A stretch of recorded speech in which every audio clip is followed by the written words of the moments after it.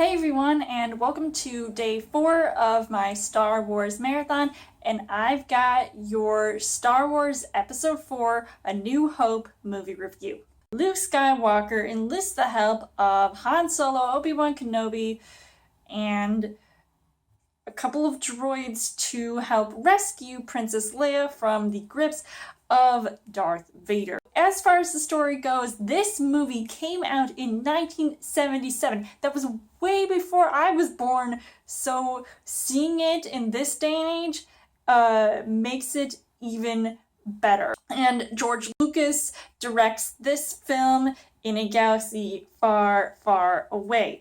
The start of the film is full-on action-packed with this intense opening with this ship getting sucked into this other ship so that they can be boarded. Darth Vader comes out because you know he is badass when he means business, especially when he starts talking to his daughter, Princess Leia.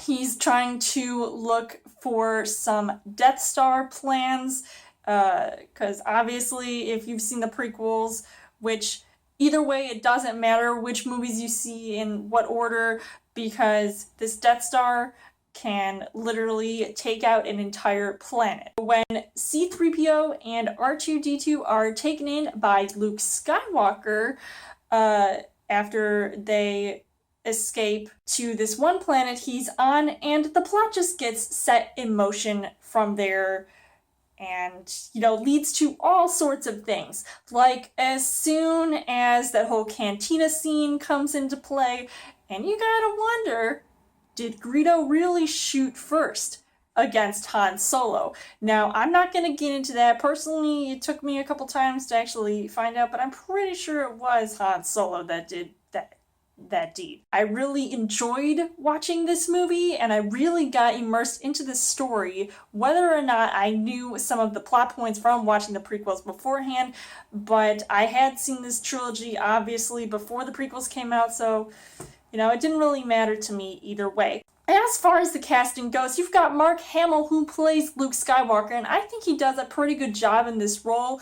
He's this young guy sort of trying to make it out there and be better than what he was, and he's also trying to pull off this insane task at finding a princess. It gets pretty awesome, especially when he gets his father's lightsaber. He does a lot of pretty cool things with that because he's trying to be trained to become a Jedi. You've got Alec Guinness, who plays an older version of Obi-Wan Kenobi. He's obviously a fantastic actor, and I think he does a really good job in this movie, and he's got the best lines, like, "These aren't the droids you're looking for." He's just pretty awesome with that. And then, like I said, with Han Solo, you've got Harrison Ford, who I think is just pretty awesome. He's got his character really down, being this, sort of piratey, swashbuckler, sort of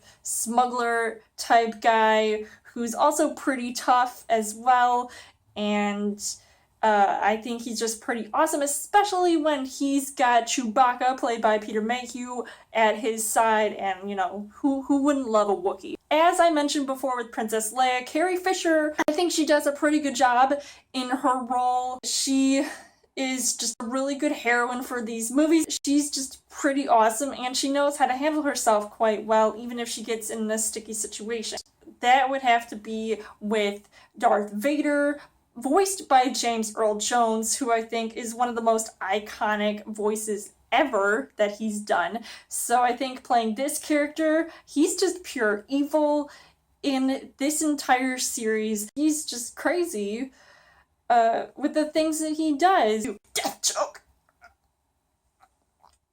Just saying. Those droids, Anthony Daniels and Kenny Baker playing C-3PO and R2-D2 respectively, I think they're just so nice and helpful and funny at times, so it's kind of a good thing that they got basically kidnapped by those Jawas. Things that I did like about this movie, the sets and the puppets that they were using. The effects just were ahead of its time. So when you have all those cool alien creatures showing up, I thought like that was really cool to see. You've got the space battle at the end of the movie, along with the Obi-Wan Kenobi versus Darth Vader lightsaber duel, which are just really iconic scenes in Star Wars.